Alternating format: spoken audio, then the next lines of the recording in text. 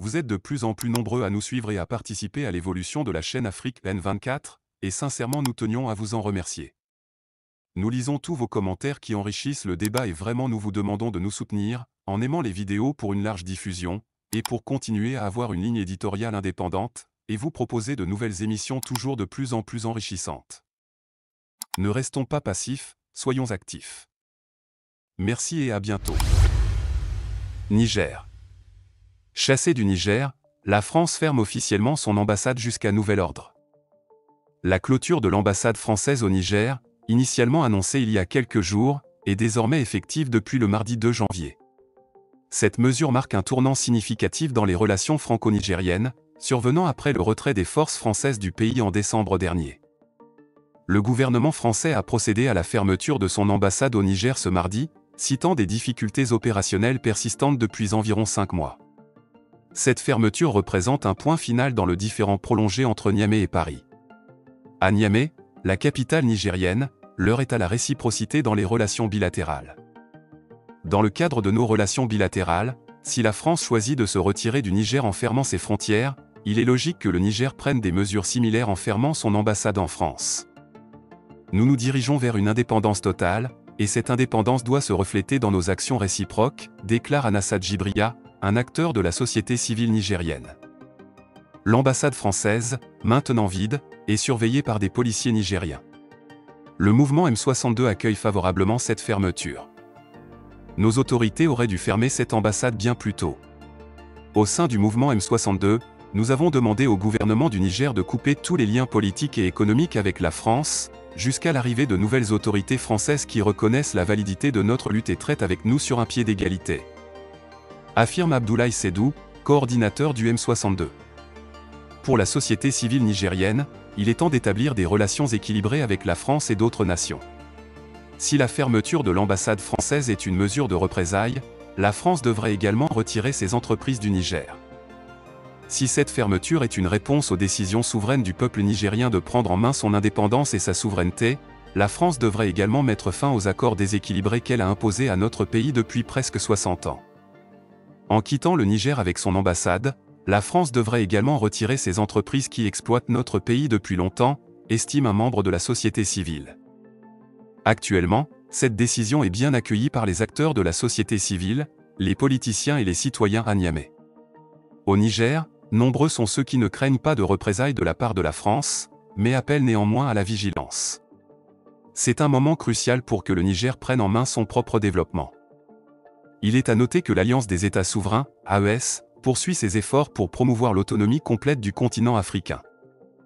Le Front patriotique pour la souveraineté a organisé un rassemblement d'envergure le vendredi 29 décembre 2023, au carrefour connu sous le nom de Rond-Point Escadrille, désormais appelé Place de la Résistance. Cette manifestation a marqué la conclusion officielle d'un sit-in qui s'est déroulé sans interruption pendant 4 mois. Cet événement, qui s'est tenu à Niamey, a vu la participation des premiers ministres membres de l'Alliance des États du Sahel, dirigé par le Premier ministre Ali Mahaman Lamine Zeine.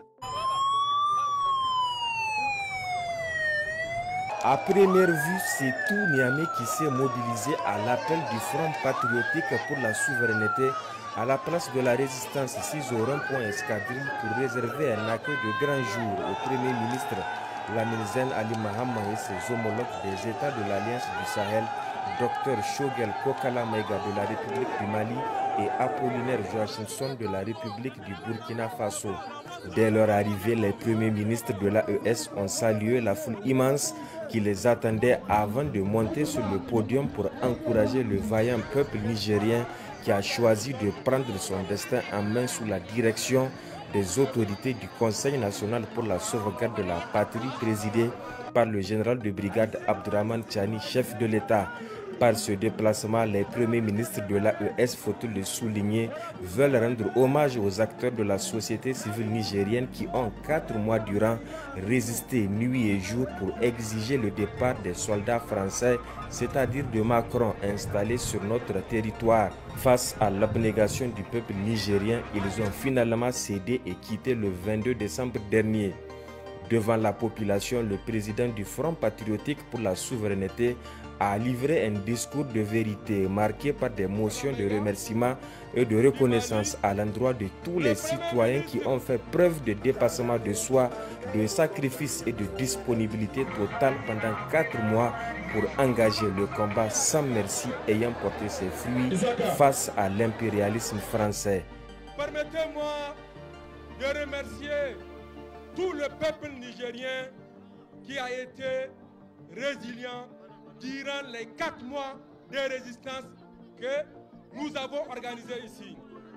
Je voudrais, par la même occasion, saluer l'arrivée de nos hôtes qui ont bien voulu honorer de leur présence ici, à cette place où le peuple nigérien a combattu les forces qui s'attendent.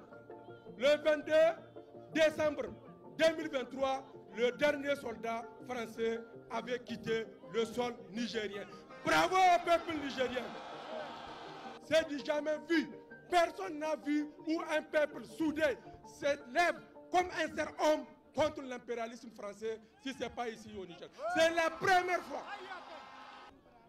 On est content de constater que notre ministre des Affaires étrangères avait écrit une note pour le dire dorénavant qu'il serait comme avant.